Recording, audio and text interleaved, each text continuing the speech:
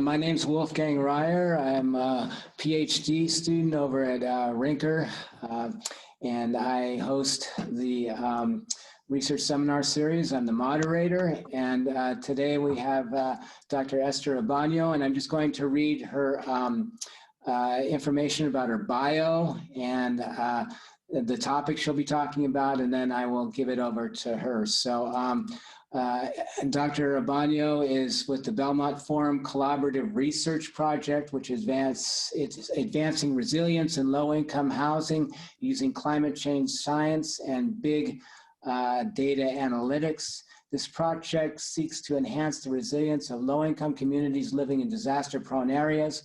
The focus is on low-lying coastal areas that have high risks of drought and floods in selected parts of Brazil, East Africa, and North America. It develops a geographic and socioeconomic knowledge of persons living in economically depressed and riverbed areas by gathering georeference data on infrastructures and natural heritage of potential sites. The project team will use machine learning and big data analytical approaches to identify optimal disaster resilient housing, urban design, and planning design packages, considering projected climate change related extreme weather scenarios until 2050. The project will investigate potential barriers to technology adoption through redesigning and prototyping an affordable, disaster resilient, low income housing system that uses sustainable, locally resourced materials. And Dr. Esther Obonyo is the founding director of the Global Building Network, a partnership between the United Nations Economic Commission for Europe and Penn State University. The consortium that is in place is comprised of 40 globally distributed institutions that are collectively working on all aspects of building performance. One of the thrusts of the research areas for the consortium focus on the frontier challenges in areas such as building components and materials that can promote health, safety, and well-being. Dr. Obonyo is also an associate professor of engineering design and architectural engineering. Her primary research is in the areas of construction safety, sustainable structural materials for building envelope systems, data-driven decision support systems, science policy, and building performances of vulnerable populations. Dr. Obonyo is a 2015-2016 Jefferson Science Fellow, placed with the USAID Global Development Lab in DC, where she served as a senior policy advisor for the data and research team. She also supported some of the evidence generation work for digital development. Dr. Obonyo has extensive industry experience, having worked as a construction engineer, project engineer, and innovations analyst in several engineering and construction companies in Kenya, the United Kingdom, and the United States. Her work has been disseminated through over 150 journal papers, conference proceedings, and presentations. She is on the editorial board of the Journal of IT and Construction Buildings and Intelligent Systems. She was also a guest editor for the Journal of Sustainability. And I will give it over to Dr. Obonyo to begin. Thank you. All right, thank you everybody, and thank you for having me. Thank you so much for also the flexibility. I know that I was supposed to give this last week. I appreciate the flexibility. So I'm going to go through the outline, some of the things that I'll be sharing this morning. And by the time I'm done, it's gonna be this afternoon. So I'll give you some background information. I will be focusing on the Belmont Forum, but the Belmont Forum is actually a 10 or so year journey. So I'll give the background of the engineering and construction research, material research that led to the global, not to the Global Building Network, but to the Belmont Challenge. I will also explain why there is a science component and what gives me the passion and motivation for wanting to operate in that space. And then, try to wrap it up and explain how we are aiming to generate social value through this project and through several other things that we're doing. And two keywords for us is whatever we do, we want it to be scalable, we want it to be replicable. And at the very end, I'll make some concluding remarks. So some fun fact, when I first came to the University of Florida, I was there from 2005 until 2015. And when I first came to the University of Florida, I used to go for these functions and parties that were hosted by the Center for African Studies. because of my very conservative Christian background, the party used to be so much fun until when people get up to dance and then I ran away. At one point, I decided not to run away. I had never danced my entire life. I got up, I danced, and I discovered that I could actually do this. And by the time the year was ending, I was a certified dance fitness instructor. So that's just a random fun fact. I discovered my dancing abilities at the University of Florida. If you're interested in dance fitness, please reach out afterwards. Okay, so my journey in this space, in everything that led to the Belmont Forum, really started at the University of Florida, not University of Nairobi in Kenya, where I did my undergraduate studies. The dean at that time was a gentleman who was called Professor Siaga. And Professor Siaga was leading an initiative for many years, maybe 2 decades or 3 decades, that was as part of a program called Housing and Building Research Institute. They were working in the space of alternative building materials, but then I've also included that Professor Siaga had an expertise that overlaps with IT. He has an interest in health and well-being and software engineering, construction, real estate. So he's working at the intersection of disciplines, but there was this one project that was focusing on building materials and technologies for low-income communities. And every morning when I would go to class, it was, there was a demonstration center. We would walk right in front of it. And that got me excited about being in the built environment, because I could see someone who's working as a professor who can do very cutting edge stuff and at the same time connect them to building solutions for vulnerable and poor communities in Kenya at that particular time. The other person who played a role in informing how I think about the built environment is Professor Yahya. This is a recent picture. This is a picture that was taken in 2019. And believe it or not, he's 92 years old in that picture. He was the first Black professor at the University of Nairobi. And he had also spent decades, since the 1970s, he spent his career, a big bulk of his career, focusing on how the built environment can be pointed towards solutions of slums and low-income housing in Nairobi and several other cities in Africa. So every time, when I would engage with them, I would be learning about what they're doing, how they're using their scientific hats to try to bring conversations at the level of policy making, funding, working with different agencies, both local and international. They had several university partners. So I looked at that and I thought, this is a really good model of what it means to be a professor. And then I went to England, and then the real fun began, because I met your dean, Professor Chime Anumba, and they took my interest in working at the intersection of disciplines to the next level. My PhD was in the area of artificial intelligence, and that was with Chime. And I remember when I was signing up, I explained to him that, I have communicated clearly that I have an interest in low-income housing, and I have a bias that requires me to include. I don't have to exclusively work on African affairs, but it needs to be there somehow. So I was very young, and I'm glad I encountered Chime, because he told me that doing a PhD in artificial intelligence does not preclude you from bringing in this as part of your career when you get into the academy. And I didn't know how that was going to work, but he asked me, do you trust me? I said, yes, I trust you. So I went ahead with it. So I went from having this interest in minimum cost architecture to doing 4 years of nothing but artificial intelligence for built environment applications, where with a lot of confidence that somewhere along the way, the two lines are going to overlap. I don't know when it would happen, but I believed it would happen. Then I came to the University of Florida in 2005. And again, I encountered another person who pushed me out of my comfort zone, and that was Larry. So he picked up that I had grown up and gone to school in a developing country, and he encouraged me, why don't you put in a proposal for a project that is education-centric, like exposing students to issues of sustainable buildings and building technologies and materials in African countries. And I wasn't sure that that was something that I could do, but I listened to him and I went ahead and I got lucky. The first pitch got funded, and I'll talk about that a little bit more. And then also, because I was at the University of Florida, I developed these synergies with the Powell Center for the Environment. The picture to the right shows me doing something in the lab with one of the students who was there. So Dr. Charles Kibet played a huge role in giving me access to things which could be done in his class. And I could say the same for the Shimbak Center and several other things. So being at Rinka School was a big part of how I became a professor who does research in bricks. And then because it was Florida, it ended up having a focus on disaster resilience. So this is something that I did for my PhD. We had a working prototype, specification and procurement of construction products. But because of the interest that we had in things which are looking at these solutions from a cross-disciplinary perspective, you can actually think of this as a knowledge management approach.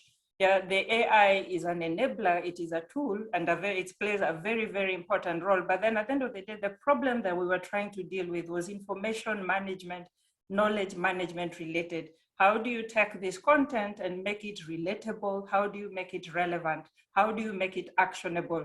So it's user-centric, looking at the perspective of the architects, the engineers, and thinking about information overload and leveraging AI as a tool for filtering out what is not of highest importance to them, because if it is too much, it's not gonna get used.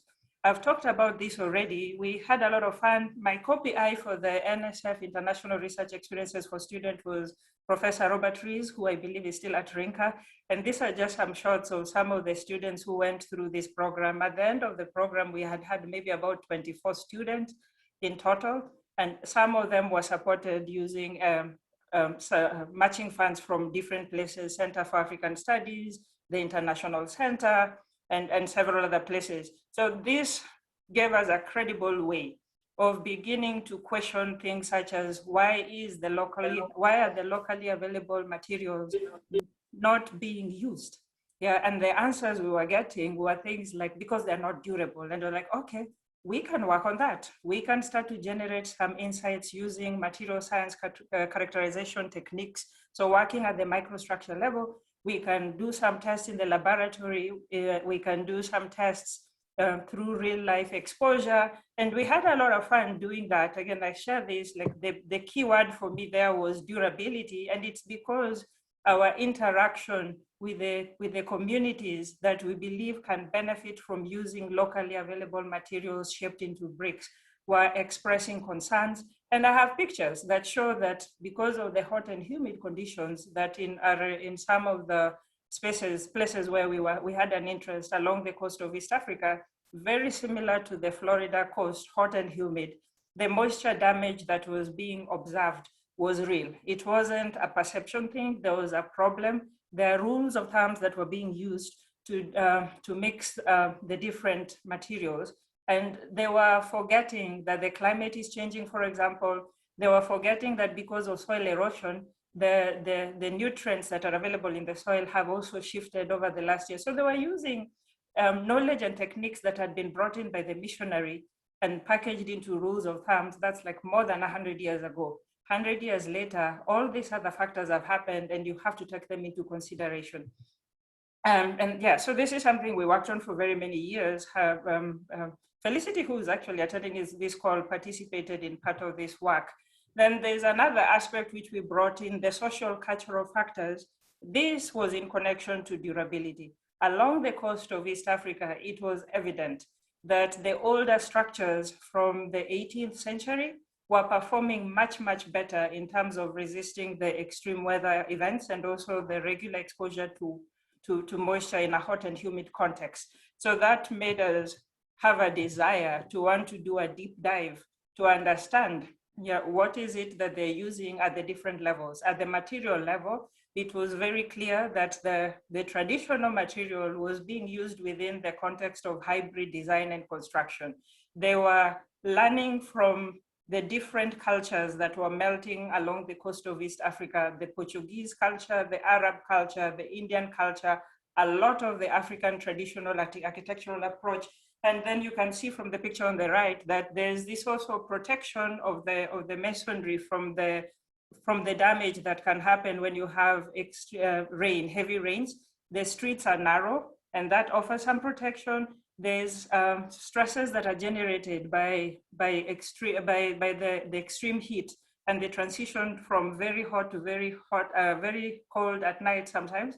And the cover, the street being narrow, is used to try to counter some of these potential cracks that can result from this.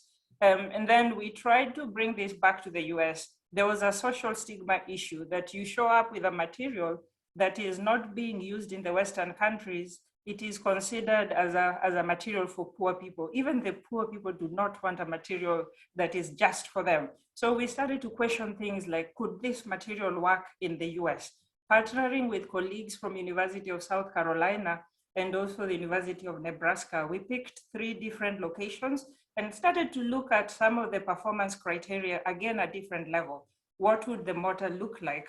And what would it need, what performance criteria would it need to satisfy for it to be in compliance with the building code requirements in the US?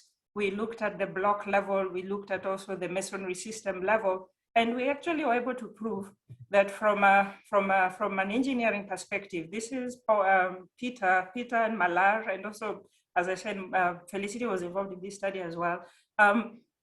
We were able to prove that from an engineering perspective, it is possible to engineer an earthen masonry that satisfies the performance requirements for the US, including Florida. Then there was a final piece that I wanted to highlight. Masonry is a hands-on skill. Masonry is a trade.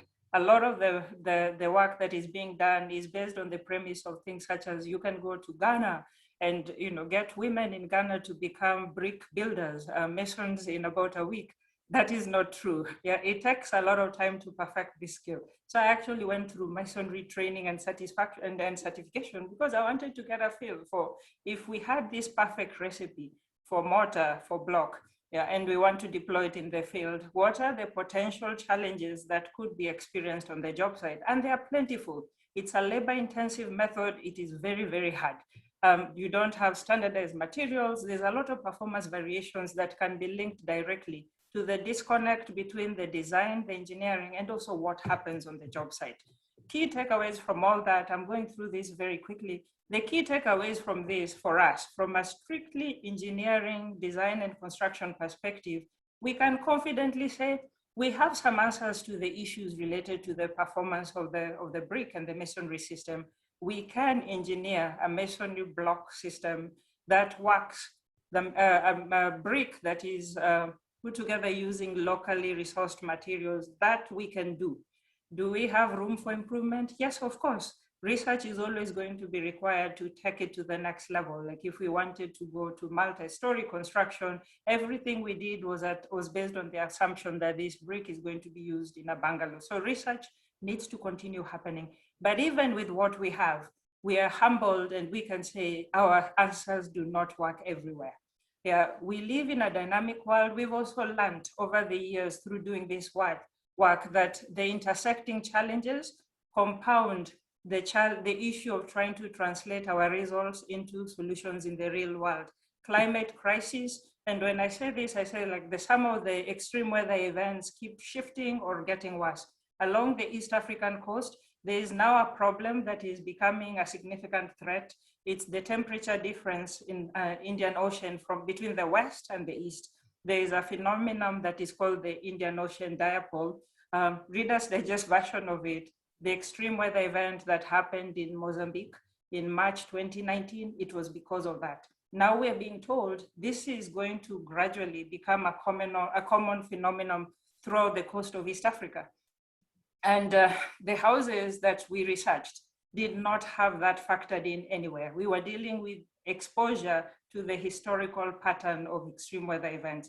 There is a housing gap, which is having a bearing on the rate of production of poorly performing houses. So now we are getting into this space of, from new construction to how do you retrofit these new structures that are not adequately designed, different rules.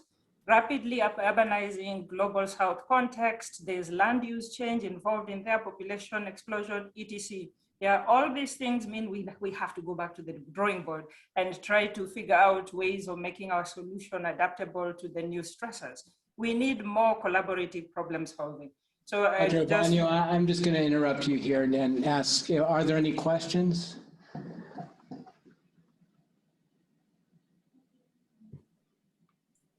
because I have one. Okay. You mentioned that there's fiber research. Are you talking about polymer fibers? Both. So we had started off in the hope that we can do everything using natural materials. So we did some work with coconut fiber, for example, sisal fiber, and then that ended up having certain limitations. So we are not saying it's not applicable, but for what we needed to do, it made better sense to use polypropylene fibers. So it's both. We have natural fibers, but we are also open to using synthetic fibers, including polymers. Are those things you would extrude on site, or with random pieces of garbage, basically, and you would extrude them and then create the fibers that way? Or so one of my colleagues actually went down that avenue because there's a big problem of plastic, like water bottles being discarded. That's a big problem even in developing countries. So one of my colleagues, the one from University of South Carolina, he demonstrated that it is possible to use the water bottle, the water bottle, the waste water bottles. It's possible to shred them on site. He demonstrated that it can be done. I didn't do it, but he did it. Thank you. All right. So with all this, we got to the point where I had a mid-career crisis because I really, really wanted to be like the two professors who I had pointed out earlier, Professor Yahya and Professor Siaga. They figured out ways during a 50-year plus career to point their solutions towards making impact. Like you can go to Nairobi or a few other cities in Kenya, and you have neighborhoods where people know them because they're like, yeah, they helped us put up these 100 units, 300 units, and I could not see what we were doing moving in that direction. And I felt that we would have a much better chance at addressing these issues if we started to figure out ways of pulling in diverse stakeholders and also figuring out ways of different case studies. For the pulling in the different case stakeholders, I put in a pitch for the global, sorry, somehow I can't advance my slide. Okay, it's gone. So I'll move on to the second part, the Global Partnership for Science, Technology, Innovation, and Policy. And it's for the reasons that I've shared earlier. I put in a pitch to the Jefferson Science Fellowship Program. Every year at that particular time, they would bring in 12 professors to work at the intersection of science, technology, engineering, medicine, and foreign policy. Why is this important? A lot of the projects in Kenya, including the ones that the two professors from University of Nairobi had worked on since the 70s, are partly supported by overseas development assistance. And this ended up being a very rewarding journey. I was placed in the global development world. I wanted to understand how policy decisions at that level are formulated. And the best way to learn this is by doing it. I wanted to understand opportunities for scientists to interface with this experience. From my profile that was read earlier on, there was a profile, examples of projects that I worked on, but the 4 key takeaways were that there is a way for us to engage with the real world space through open and inclusive approaches. The thinking here is good ideas can come from anywhere. Yeah, good ideas are not just limited to professors. Even people who live these experiences can come up with excellent ideas, and our limitation sometimes is we do not talk to them. And then the other key takeaway from this experience was just realizing that our current development or design approach is still a little too linear. You can go into year number 2, year number 3 before you realize that there's a problem, this is not scalable.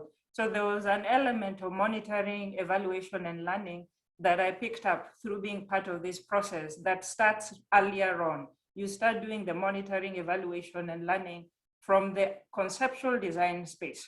And then there's this issue of attracting funding from other sources that you've never thought about before. So the Belmont Forum is actually an example of this, that my team and I stepped out of the built environment, and now we are able to leverage funding. We have about 1.1 million. A big bulk of that is from programs that support climate science, which is not my area of expertise. But because we are overlapping at this intersection with the built environment, we are able to benefit from the additional funding from climate science or the additional funding from artificial intelligence. The BRIC research did not have artificial intelligence before, so we would not be able to pitch it for that bucket of money. And then, just having, as I said before, these feedback loops the design, embracing the engineering design process that requires you to go through several iterations. And then I wanted to highlight this other experience where I'm not the lead, but I'm part of a group that has been participating in a government, university, community partnership in the Philippines. And it's also based on this model of how the government can partner with a university to generate research and educational products that can help alleviate poverty. In this case, I am actually using built environment as my platform. I cannot talk about other disciplines. So I was very fascinated to see that the problems that we have in the built environment are not unique. Yeah, they are somehow unique, but they're also not unique. At a certain level, we are all struggling with scale and sustainability. At a certain level, we are all struggling with how do you engage the community members? How do you generate products that they are excited about? The uptake of a lot of the technologies that have come out of the built environment is very embarrassingly low. So for example, in my current job within the Global Building Network, we are humbled by the fact that energy efficiency technology adoption rates in the US are less than 1%. So that's what I mean when I say that at a certain level, it's not so much about the brick research. At a certain level, it is more human-centered, that how do we connect our work to things that the society values. And this is what brought me into the Belmont Forum Challenge, because I was looking for that type of opportunity that requires transdisciplinary collaboration, and it also requires learning through engaging people who are in different countries. I will not read through this. I can make my slides available, and this information also is on the Belmont Forum website. The proposal development happened 3 months. The submission window was during the time when we were also reeling from what we were seeing in the media. March 2019, Mozambique was hit by Hurricane Idai. The Belmont Forum submission was due, originally the deadline was June 15th, they extended it a little bit, but the original deadline was June 15th. So as a person who had been working along the coast of East Africa, and a person who's learning about this Indian Ocean dipole, I saw the opportunity for artificial intelligence to help us. I've spent time looking at these climate science models. They are very complicated. So I put my head together with a colleague in artificial intelligence, and I'm like, is there a way that artificial intelligence can help simplify what we are seeing so that we are only shown what a designer, an engineer needs to know? And the answer was yes. So that was the reason why we packaged it as such. The building material research is still very critical. Everything Felicity and Peter Donko, Malara and others did, it's important, but we are going back to the drawing board and saying, now that we know that the lateral loads that are going to be hitting the wall are going to be significantly larger, can we retrofit this building? Instead of new construction, we're talking again about retrofitting. Can we retrofit these low-income residential buildings so that at the very least, people have enough time to get out? Of course, best case scenario, we want to make it possible for them to stay in the house, but if they cannot stay, we want to give them enough time to get out. And then there's a social dimension here because of what I'll summarize as the disaster risk poverty nexus. Again, if this is something that you're interested in, I'm happy to share with you. So there's this desire to engage with the social scientists. It has always been there, and we've struggled with knowing how to engage with them. Fortunately, because of this problem domain, as engineers, designers, people coming in from the built environment, there's a point at which I cannot contribute, and I'm looking at the social scientists and asking them to engage with us. I'll skip through this. Actually, I'll point out just one thing. We are prioritizing on minimizing the incident of fatality. We are prioritizing on minimizing or eliminating completely, actually, both fatalities and injuries. But in addition to that, I am learning that the other thing that happens if the water is not drained, if the flood water, for example, is inside the building and it's outside, you have waterborne diseases that end up making people sick. Some of them are directly connected to the building. Some of them cause moisture damage. Then you have mold, respiratory tract diseases. I have learned about diseases such as restrictive lung disorders and how the building can either exacerbate where the symptoms exist, or it can cause a flare up, or if it wasn't even a problem there to begin with, you can start to have people developing these issues. There's other types of diseases that my colleague who's in public health is looking at. And it's actually we are very fortunate that prior to joining our project, she had done similar work in Ghana, in the low-income communities in Ghana, I think in Accra, Old Jamestown, for those of you who come from Ghana. So at the end of the day, as I said, even though there are several pieces of the puzzle that are coming up from different disciplines, the overarching research question here is understanding the technology adoption drivers and barriers. If we get all these answers, our end game is packaging them into a prototype for a resilient, disaster resilient, low income housing that uses sustainable, locally resourced materials. And of course, affordability is a big part of the puzzle. We are engaging with different stakeholders. We are engaging with the Red Cross, mostly because they have experience of working in emergency situation, but also because they have a very big initiative that focuses 100% on disaster risk reduction. And then we also have, for the policy component, we are engaging with an organization that's called Intergovernmental Authority on Drought and Development Climate Prediction Application Center, and they will help with the interface with the policymakers. They do a lot of things, but as a group, we were trying to figure out the easiest way to have a foot in the door and get an audience with the policymakers. And again, we're very, very thankful and grateful that they agreed to join our team. And I'll go through this just as an example, just to say that the built environment has a big role to play. Building material research has a big role in this puzzle, but it is not enough. There is a need for a connection with so many risk factors that happen outside the building, that happen outside the built environment, but they intersect with the built environment. I'll ask this question: an artificial intelligence approach for mitigating disaster, the risks associating with disaster, could that be an answer? Bear with me for a second. I'm actually starting to wrap up. This is a picture that my friend who's from Jamestown in Ghana shared with me. And I asked him, this looks like a very smart lady.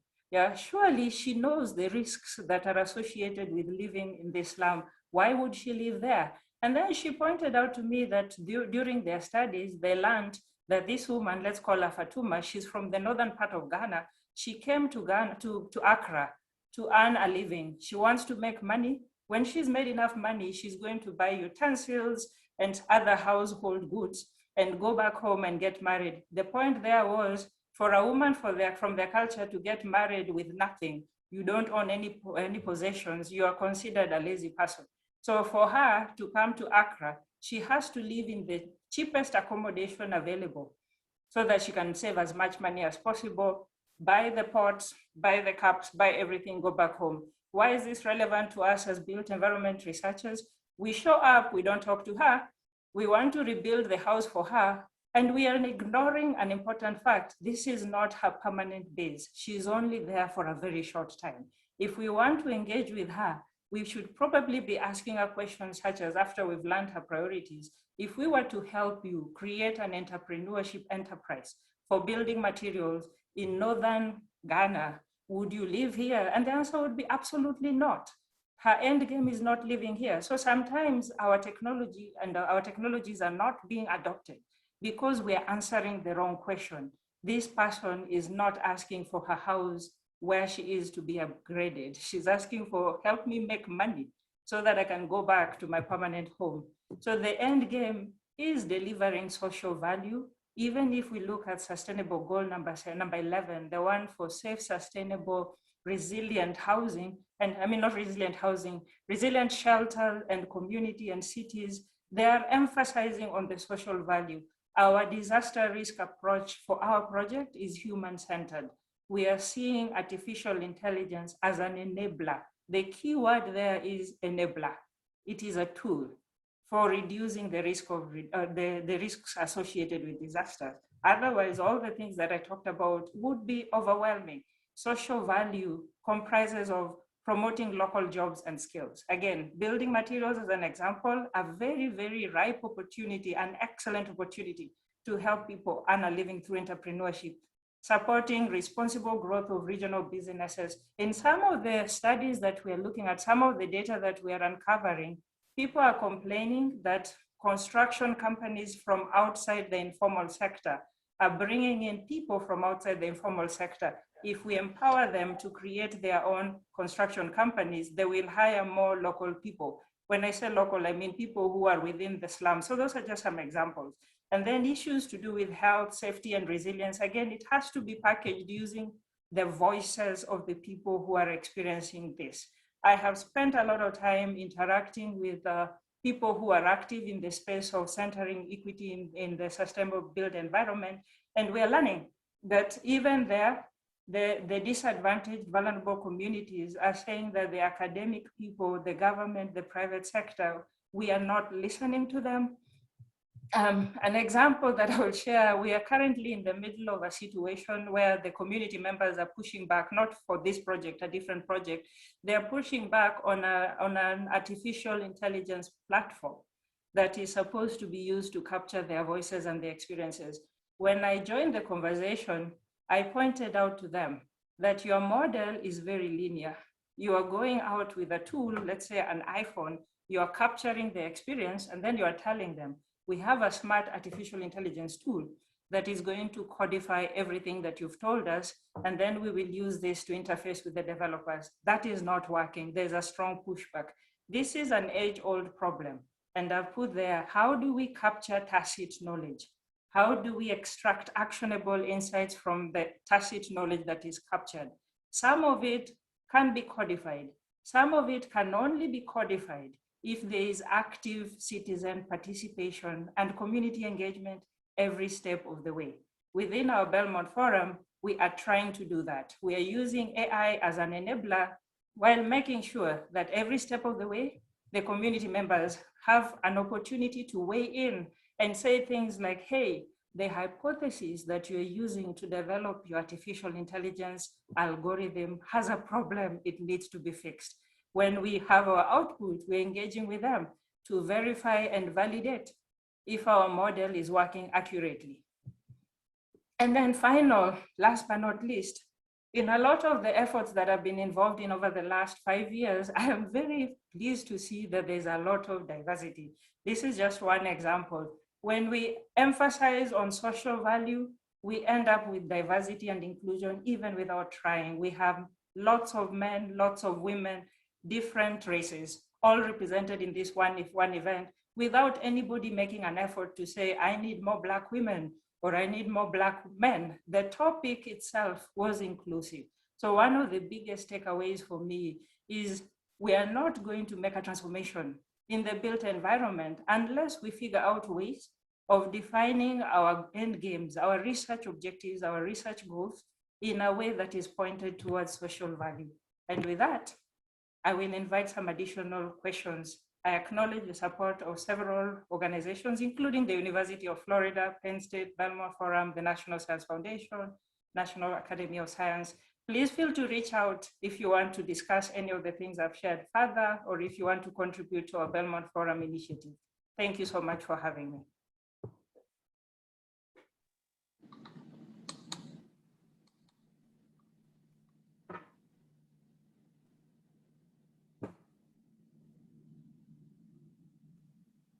Well, I have a question again. When you're talking about Ghana and the woman in Ghana, I mean, that's a really neat story. Are there AI ways of tracking people's movement where you can introduce that to the stakeholder charrette, basically? That's an excellent idea. I hadn't thought of that, but now that you said it, it is doable. When I worked for the USAID Global Development Lab, one of the things they were doing, or one of the things we were doing, because I was part of that team, we were trying to find ways of using data analytics and AI sensors to track, this was agriculture, but it works the same way, to track animals. And I know it's been used extensively in wildlife studies also. So this is something that can totally be done, like to understand why people are not excited about slum upgrading. Some people, not all, but some people are not excited about slum upgrading in situ. So it would be valuable to know their movements, like where are they, how long are they there for, where else do they go, do they stay there, do they come back?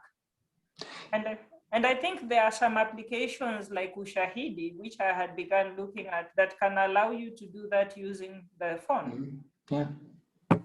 So yeah, crowdsourcing, crowd censoring, even if you could have a municipality or a government agency crowdsourcing or crowd censoring. Crowd censoring would be something more in the political realm that you're talking about, it sounds like. Just throwing an idea out there, but I thought it was very interesting. It's got a capability of really solving those problems. I love it. It's an excellent idea. Thank you. Thank you. Felicity, ask something. Yeah, so I've got a question. Okay. Oh, Felicity, you can go ahead. So, Go ahead. I'm sorry, excuse me. I have Felicity, Kyle, and Kofi in that order. You raised your hands in that order. So let's go with Felicity first, and then Kyle, and then you, Kofi. Sure. Okay, so that was not a hand raise, it was an applause. But since Dr. Obonyo wants me to say something, well, I just want to talk about the picture she said about the lady coming to Accra to work, get some money, and go to back home.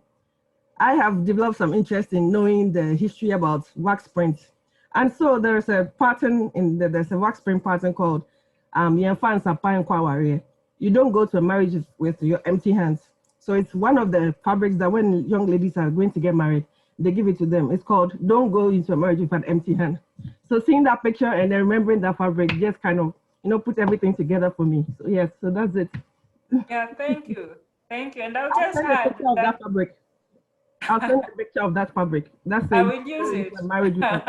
I will use it in my next presentation. So then going back to what I was saying about the connections with the social scientists, it is the in-depth interaction with the social scientists which got us there, because, for them, they were focusing on health outcomes. Yeah, and I approached them and say, you're right inside there. You're talking to people about contraceptives.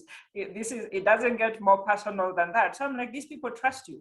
Yeah, so share with me what you're learning about them. Like, why is this very smart woman living in this very unsafe house in an unsafe place? That was the connection with the social science that resulted in us like having that aha moment, and then being also able to translate it back into an opportunity for engineering entrepreneurship.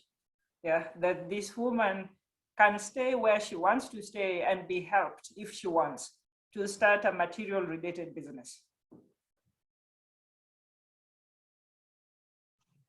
I didn't have a question. I just wanted to say thank you for the presentation. It was a good presentation, and I'm sorry for showing up late. I just got the email, and I'm glad I showed up. So thank you. Well, thank you, and thank you for being here. All right, so it's wonderful to finally see Dr. Obonyo, and I followed your work. I worked with Kirti at Loughborough, so that's why I first got to hear of you. But then coming back to this particular presentation and some of the things you talked about, now I'm particularly curious about your alternative to capturing tacit knowledge using artificial intelligence, especially for complex situations such as the one you talked about with slum living. Now, one of the things about slum living is you've got people from all these different cultures and different backgrounds coming together to live in these slums. Now, how do you reach that middle ground where you are able to meet all these needs? How do you go about that cyclical as against the linear approach? How do you reach that middle ground? That's my question. Okay, so thank you. And again, I will point to my colleagues who are in demography, etc., who are part of this initiative. We pulled them in because of exactly what you're saying. I'll use the slums within Nairobi as an example. That in Kibera, it is very well known that I'm a Luo, my background is Luo, so it is known that there is a part of the slum that is being dominated by the Luo. There's a part of the slum that's being dominated by the Kikuyu. There's another part that's being dominated by, say, the Luya. And you're right in saying that if you walk in blindly and you try to do something, you might end up finding yourself caught up in the middle of inter-ethnic conflicts that have nothing to do with the research that you're doing. But what we are learning is even within those slums, there are people who have stepped up into a leadership role and they command respect. And these are the people who you want to work with. They will give you guidelines and they'll tell you, okay, if you want to do this, then this is how to do it. In one conversation, for example, so now coming back to the US, because our project also involves US, I highlighted one area, but it also involves US. In the US, I'm learning through several interactions that I have a reverend, two reverends actually, a Presbyterian reverend and a Catholic reverend who are telling me that they will give me, like I had to listen to what they had to say and how they interact with community members and then ask, can you give me a convening platform for hosting this type of discussion? And the answer was yes. Why is that a good thing? Because everybody goes to church. Everybody in that group goes to church and that's considered a neutral zone. Yeah, the same thing with the, so one of them was Catholic, the other one was Presbyterian. The Presbyterian one said, you know, it is through these church hosted forums that certain priorities have already been identified and agreed upon. So if we go in at their invitation and follow their lead, we have a much lower risk of encountering some of these issues. And then to be honest, Kofi, I'm actually saying, yeah, that I would not be the best person to deal with this because before you know it, people will start using words like feelings and you cannot put an equation, right? So we're saying that, like, you know, the demographer, the other social scientists, the Reverend, Father Paul, Father Gregory, yeah, let them deal with the feelings. And when the community has gotten to this point where they say, you know, okay, for this group of women, they have expressed a strong interest in learning about masonry, or they have expressed a strong interest in using the mobile phones, yeah, to help with the data collection and analysis. So I'm adding analysis because I've noticed that if you stop at data collection, then you're creating an impression that there's a hierarchy. Yeah, I am on top of you, I'm smarter than you, I'm gonna do the analysis, right? Right. Yeah, that's the point I was coming to about not making it linear where you have, so involving them in the analysis is quite a key point which you make. So I think that's one of the things we miss out a lot in our research and social interventions. We collect the data from them and we give them the solutions and not let them in when we are processing what we collected from them. That's a brilliant one. Thank you. Then, thank you, Kofi. Thank you for sharing that. And then I'll add on to that. I am very thankful that I got into the space of entrepreneurship, and it happened at the University of Florida. I was one of the first faculty entrepreneurship fellows, and just one small lesson that I learned upfront, when the students are being taught, or anybody who's getting into entrepreneurship is being told, rule number one for engaging with the community, we are pretty much told, show up and shut up. Do not pitch anything. Do not ask questions about the future. Just show up and just tell the person, tell me your story and listen, right? Yeah, so if we start an interaction where that doesn't happen, it is not a surprise that our brick is only making a dent at the level of 0.01%. Concrete is never gonna go away or the use is never gonna be reduced. Yeah, so I think we need to humble ourselves and show up and just shut up. And when you hear an opportunity where you could make a suggestion from a building environment perspective, then you go for it. You're like, okay, here we go. So I'll give one final example there that in the US context, I was working on this project for re-roofing, affordable re-roofing that is also low carbon. And I was surprised. When I kept quiet and listened to them, they told me, drop down from the roof, go and talk to the person inside the roof. And I'm like, why? I am afraid they'll say feelings. They said, no, because you are in an African-American neighborhood. The girls who are in that neighborhood need to see someone who looks like them in a position like yours. So this person was telling me, your biggest contribution at this point, be an educator. And once you've done your advising as an educator, pull them into the research conversation. Thank you. All right. Thank you very much for the presentation. My name is Obina Francis. I would say it was quite interesting in the sense that your work has tried to create or bring about an integration between technology and social life. And it's really interesting. And at the same time, too, I understand that in research like this, including other researches too, it's quite difficult to control the outcome of your results of what you want. So my question is not really in the aspect of your work, but more like how you dealt with situations. So did you ever get to a level where you felt you couldn't control the outcome of what you wanted? Like, let me use the late term, frustration. And how did you go about handling yourself in such a situation? I think the answer here is every day. And I think I was lucky that I crossed paths with your dean, Chime Anumba. So, this is true story. He will tell you, like, I'm like, they say flee or fight. I'm the fleeing person. So I'm like, I'm out of here. I'm going back to Nairobi. And then, like from a very early stage as a student and early in my career, he's like, you cannot run away because you are not a quitter. And I've had people, even my department chair who hired me to Penn State, who, when I reach those points, like, you know people who believe in your vision, and they tell you the reason why this is not happening is because it is not easy. Yeah, and you are not a quitter. You are not intimidated by things because it is difficult. So I think I would say that. And I would also say another thing. My grandmother died at the age of 113. So I have a stubborn streak in me. So, yeah. And I think what I'm saying with all this is I am pursuing a path that is leading to something that I believe in. And I know that this is not going to be easy. So for me, it's more about, sitting down and thinking about why did I embark on this journey? Yeah, why did I embark on an entrepreneurship journey as part of my conversation? Why did I embark on a journey that includes policy, which is really politics? Yeah. Why I'm operating at a level where there is all this, not just racial tensions, but power differentiation between the global North and the global South, right? And I have my personal answer. And that gives me the motivation to want to continue. And then, as I said, I have my cheerleaders who, when I'm very, very discouraged and I cannot encourage myself, they will tell me, you are a strong African woman. You are not going to run because it is hard. Right? Yeah, thank you very much. I think that's actually very helpful because most of the time we tend to focus more on the research and we forget about the mindset. Like, it's not possible to complete the work if the mindset is not there. Thank you very much. Yeah, thank you. Thank you, Francis.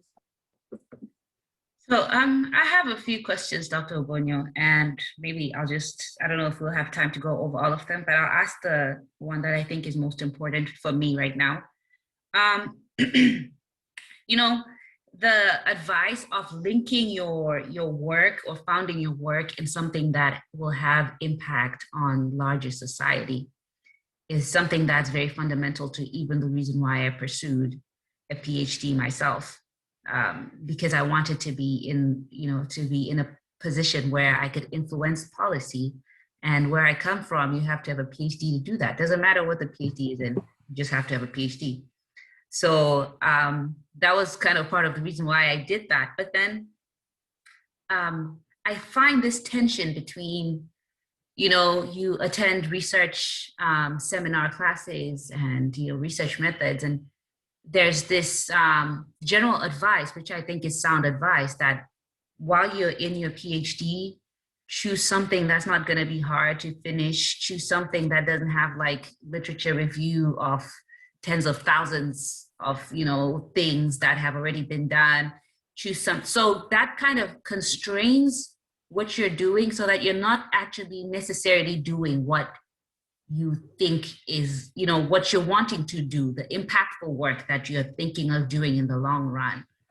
And I see the soundness of that, but a part of me feels like that's kind of betraying the the goal, the end game, as you said it.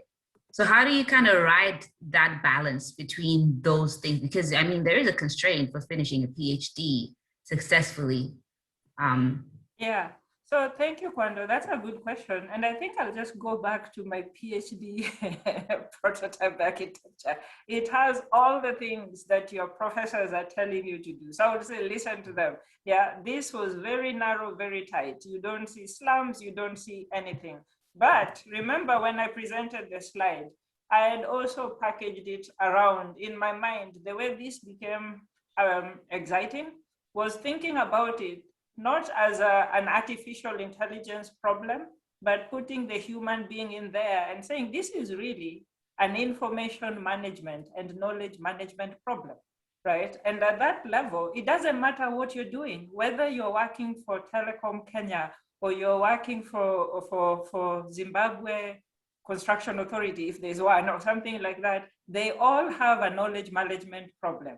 So you know, for me, it's more about like, you know, if the topic is not a direct copy and paste, then there's the transferable skills. What am I learning? Like in a lot of what I talked about today for the Belmont Challenge project, I'm talking about getting data translated into information, yeah, and extracting knowledge, I mean, actionable insights. Did my PhD research project help me to think of it that way? Of course, yes, yeah. I had to do user requirement capture. I had to empathize with the end user. The end user is dealing with information overload, right? The woman in Ghana, if I show up speaking jargon, they don't understand. Professor Wandiga, who knows a lot of climate science, I embraced Indian Ocean dipole. I'm like, that is good enough, right? And everything that I'm doing, I'm packaging around that. But the reason why I'm amplifying this is because I could have thought about my PhD research as artificial intelligence, yeah, and that would be very limiting. I chose to think about it as knowledge management, information management. Yeah, I thought to think about the end user's pain, information overload. Yeah, and in everything I've done since I graduated from Loughborough University, yeah, those three things have featured predominantly. Yeah, I am pushing back on the AI platform. I'm adding words like citizen participation and community engagement because it is part of user requirement capture. Yeah, who are you designing this for? The community members are telling you they don't like it. You did not ask them what they want. Yeah, that is user requirement capture. That was a critical step of my PhD research process. So I would say, Kwanda, that's a good question, but I would say, like, you know, think of yourself as having a career trajectory of 40, 50 years plus. Or if you're like my colleague, Professor Wandiga, he's 84 and still active, maybe even longer than that, right? You don't have to do everything within 4 years. You don't have to do everything within 10 years. Yeah, some things that you're learning now may not be useful right away. You know, funny story, I did a lot of economics as part of my undergraduate studies to the point where if I was in the US, I probably would have graduated with a minor in economics. And just 1 year ago, Chime approached me and he was like, we're writing a book for construction economics. And I'm like, I don't know if I can do that. And then he reminded me, but you know a lot of economics. I'm like, actually I do. And I use it every day. I just don't think about it. I don't think about it. I use phrases like cost benefit analysis, da, da, da, da, da. Yeah, if you ask me to talk about microeconomic trends, the presentation I made today, I talked about economic things. I made a connection to labor, yeah, and labor productivity. All that is economics. So I think I would just encourage you, you know, listen to your professors. You want a tight scope, yeah, and then you can expand on it. I did not bring in all these things all at once. They happened gradually.